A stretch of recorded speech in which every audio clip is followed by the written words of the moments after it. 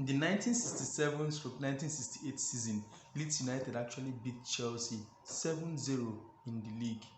Chelsea fans, no be banned o, but just a reminder, Leeds United is back in the Premier League. Hey guys, welcome to Football Fans Frenzy Triple F. It's your boy Zikejunior, and today I have guests in the house. With me here is Frank and Bello. So guys, say hello to the Football Fans Frenzy family. Hi guys. Yes, Thanks for having us. Okay, my name today is we're looking at certain things that happen during the week in the football world. So I'll start with you, Bello. On the Messi saga, what do you think about his decision to stay? Of course, we all wanted Messi to come to the Premier League. Of course, he's a Man City fan, Yes. so it would have been a nightmare for the rest of us. But we would have loved to see Messi in the Premier League. You get. So, Yeah. what do you think about his decision now to stay? Like you said in your last video, you said football's age-old question. It's going to be go unanswered now. Can he do it on a cold, wet night in Stoke? Unfortunately, it's out of his hands. La Liga, Javier Tebas, the president of the La Liga, came out and said no. The 700 million release clause is airtight. That if anybody needs to sign Messi, they have to pay the 700 million. So obviously his hands are tied. Nobody can afford that. Exactly, nobody can afford that. So crazy. his hands are tied. He has to stay. So he's going to be a sad player, but he loves the club, so he just do what he has to do. Yeah, I saw his video yesterday, and it's really clear. He had to say that the president of Barcelona actually lied to him. You understand? So they are just keeping an unhappy player, and we might not see the best of Messi next season. I don't know how it's going to work out, but we would see. So Frank, Alexis Sanchez actually came out this week to say that he felt like going back to Arsenal after his first training session with Manchester United. What do you have to say about this? I can see I'm already laughing at the question because I'm, I'm a fan of both players. Both individuals. So I'm a fan of Sanchez. I'm a fan of Jose Mourinho, as you know. And I know Josie. this question is sounding as if you want me to throw a jibe at Jose because you know. For me, I think he took a shot at Jose Mourinho, owing to the fact that he has left Manchester United and he has gone to Inter Milan. And we all know footballers, when they tend to leave a club that didn't work out for them to a new club, you start hearing different kind of things. Yeah. Exactly. Different kind of things. He's trying to say Where are things like this coming out from? Maybe a player that maybe when he was in, let's say a player like Alexis Sanchez, when he was in Man U, you hear him saying things like Jose is the best coach that has ever coached him and so on. But now he has moved to Inter Milan. Now we are not hearing another thing that he felt like going back. He never said anything about going back. And I cannot tell me he never said anything about going back. I cannot tell me that he felt like going back. A player collecting 500 armed robber salary in Manchester United, it was just a lot. around 35K approximately a week is now coming out to tell us that he felt like going back. It's a shocking thing to us all. Of course, Jose Mourinho, any club he goes to, after a successful season, the next season his players tend to be worn out. You get They do a tend lot to be of tired. defensive duties. It's not easy. And for Alexis Sanchez, I think one of his role at Man United is meant to track back, helping Luke Shaw at the back. And after helping Luke Shaw, you still have to go front again and do one or two things. I know that's tiring for a player. But seriously, how many games did Alexis Sanchez play under Mourinho? He was terrible. Like I didn't even really see him tracking back, and I don't know. I think Rafael actually came out yesterday to throw a jibe at him. He said, what was his statement again? Something remember. about no wonder he played so bad throughout his stay at Manchester United that he would have just got back. Something like that. But we all know Jose is a defensive coach, and Alexis Sanchez should have known that even before he moved to Manchester United. You know you're going to He do a had lot three of options. defensive duties. He had three And for options. He had three options. He could have stayed at Arsenal and signed a new contract. He chose not to. He could have gone to Manchester City and We played would under have been a Pep. better He chose option not for to. him. He could have, what's it called? He could have, now the third option was Jose and 500,000 a week. I guess that was very enticing for him. So he shouldn't come and start complaining. Shouldn't come and start complaining now that, oh, I should have gone back to Arsenal. No, you messed up. You were a flop for almost 2 years. Own your this thing. Don't come and start blaming people. That's what Exactly, he's trying to say. Because we saw Depay saying that it was his fault he did not perform at Man U. Like, dude, own up your mess up. You did not play well. You had all the chances. It's not like you came into the club and you were put in the bench.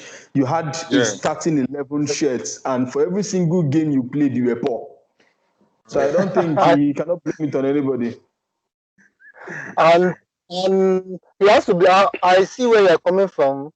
Alexis Sanchez blaming it on himself, because when he went to Man U, you know the pressure of going to a club like Manchester United.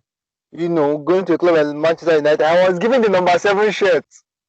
And we all know the story. I mean, he has played for Barcelona before. So what's his problem? Why like the only good thing Alexis did in Manchester United was to play the piano. But for me, I think Manchester United got some money back for him from the whole deal, with jersey sales and stuff like that. But he was terrible on the field. Apparently, Suarez will be joining Juventus. Suarez is a very good friend with Messi, and now he's going to be playing alongside Messi's rival, which is Cristiano Ronaldo. This is going to be a very funny one and a very beautiful move for football. So, Frank, what do you want to say about this deal? For that, I don't see it as an issue, because we know Suarez, a very professional footballer, a wonderful one, a good goal scorer, and so on. And any club he goes to, doesn't bite people. Yes. We also know him as a professional footballer. So when he was at Liverpool, we also saw what he did at Liverpool, forming a very good partnership with Gerrard. And him and Gerrard, when you see them on the pitch, you know that these are two good players. They understood themselves very well. Same thing when he went to Barcelona. He formed the MSN attack with Messi and Neymar. We also saw what that brought to Barcelona. They were the best team that time in Europe. They went ahead to win the Champions League, the Copa del Rey, and the La Liga. And I see him doing the same thing at Juventus. He's a very professional player, and we all know Cristiano Ronaldo, a professional footballer, wonderful, one of the best footballer that has ever walked this planet. So I see them forming a very strong partnership, a very strong bond.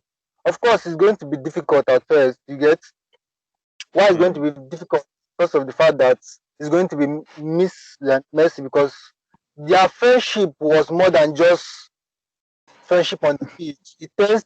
It goes down to their family, that they invite each other to dinner and so on. So even their kids are friends as well. So I see it very difficult for Suarez at the initial stage, but I agree with you. It's going to be very difficult because Ronaldo's own way of friendship is mostly on the field of play. Because I know there was an interview where he was asked his relationship with Rooney and the rest of Manchester United attackers. And even when he was at Real Madrid, his relationship with Gareth Bale and Benzema, and his own was simple: we have to do the job on the field of play. So these are two different kinds of people. Of course, Messi is from South America, Suarez is from South America. They are these familiar kind of people, so they tend to bond families and everything. For Ronaldo, is a machine, so he strictly work, no time for play. So we'll see how that works out. So Bello, Everton just completed the signing of James Rodriguez. And we all know Carlo Ancelotti is a 4-4-2 kind of manager. That's what he has been playing. Even when he had the likes of Kaká, Seedorf, Shevchenko, he still stayed with his 4-4-2 diamond formation. Now, we know James is a player that actually fits into this style if he's going to play the 4-4-2 diamond formation. But I don't know, how do you see it working for him at Everton this season? James, like his fellow contemporaries, the Ozils of this world, the Godzes of this world, the number 10s, the Pablo Aimas, all of them of this world. Although that one has retired now. Like, if you're not in that number 10 role, you find it very difficult to thrive, even to an extent, Mata too. But although he has played on the left and on the right on certain games for Chelsea and Manchester United, but he's actually not effective on the right. Yes, he's not effective. So when they're in that when they're in that hole behind either two strikers or one striker, that's when they do their best work. That's when that's when you see their killer instincts. So I think it's a good one because they know each other from Real Madrid and also from Bayern Munich. What's it called? They've worked well together. Ancelotti's most successful spell at Madrid coincided with James Rodriguez on the pitch. Sorry. So he's definitely going to play him where he feels he can be effective, and the fact that they have that bond means that this for me is a match made in heaven. Is going to work out for them. So basically, it's going to be James in behind the two strikers and the three midfielders behind them. So yeah, I think it's a good move. Ancelotti is one man that doesn't want to change, so he's going to stick with his 4-4-2, and he's going to get players that actually fit in that role.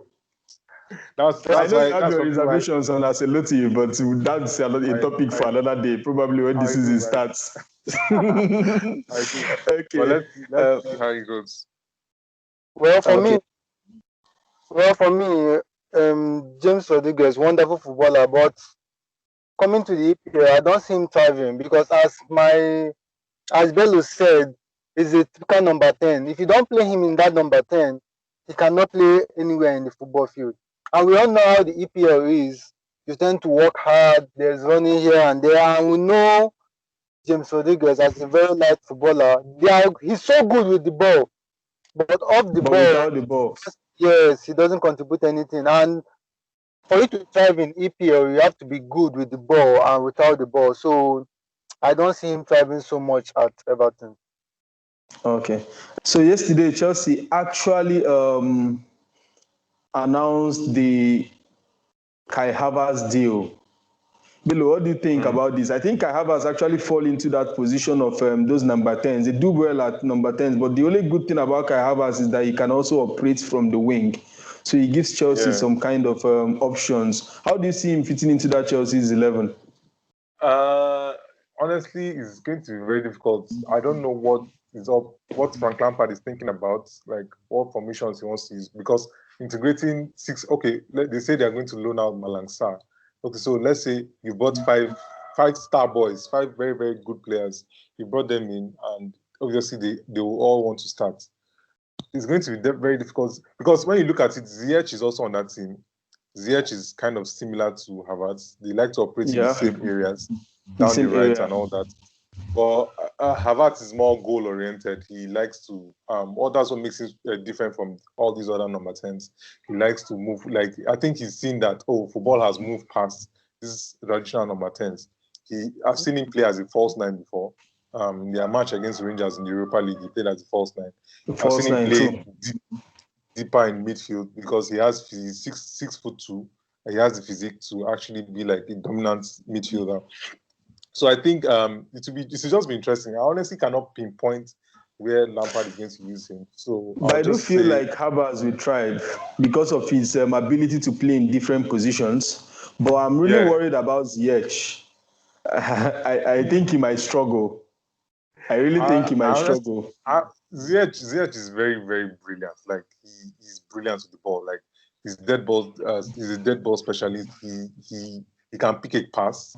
So like. He might not be one of those guys that you see dominating the game, but when he finds that pass, oh my God, it's exquisite. It's a joy to watch. So I'm hopeful, and he's 27. He has experience on his side, so I'm hopeful that he gets success in the Premier League. But Chelsea is going to really look amazing if those players can click. It's going to be terrifying with Timo Werner, with Pulisic, with Ziyech and Kai Havertz. And let's not forget, Mason Mount is still there. I don't know how Frank Lampard wants to call it. Oh, we still have Cho there, Callum Hudson-Odoi. So I don't know how he wants to integrate all these players. I don't know the information he intends to use. I don't know. You're not even talking about selling anyone. That's even what's most exactly. Scary. How do you keep all these players happy? Well, he will have to rotate heavily. Well, let's see how it works out. Let's see how it works out for them.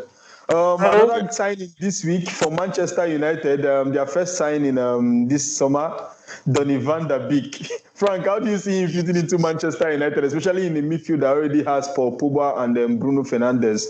Do you see him coming into the starting 11, or do you see him being a player that can make things happen from the bench? Well, for me, I don't see him coming into the starting 11 anytime soon, because for a club like Manchester United, where you have the likes of Fernandes and Paul Pogba, these are very talented footballers. So him coming to Man U, I don't really know the formation that the coach has in mind for bringing him in, because you also have Fred. We also have Matic in that lineup. So for me, he can't just come in and fit in easily. So it's going to take a very long time for him. But I still see him doing well. Talented footballer, a very young player, is very talented. Can play anywhere in the central midfield, but he's not going to fit in anytime soon. It's going to take a very long while, or let's say in less than 6 months. In 6 months. But if you're playing in the EPL, like we all know, Man U have struggled in previous years to break teams down. If I was a manager, I can actually play Paul Pogba, Van der Beek, and Bruno when I'm playing against the lesser teams in the EPL, where I know I'm going to have more of the balls. I can actually risk it, especially if Manchester United gets a fast centre back like Upamecano or maybe an Alaba or something, where you know that your defense is fortified in pace. That means when you're playing that way, Wan-Bissaka doesn't have to go forward so much, and maybe we have to a bit more like what Liverpool does, what Man City does with their fullbacks coming in to provide cover when when the opponent wants to counter. So they can actually exploit that option. And with Van der Beek, Pogba, and Bruno, I don't think any team trying to sit back will actually survive. I don't think so. No, there's something you said when you play against the weaker team in the EPL. What I'm going to ask you right now, is there really a weaker team in the EPL?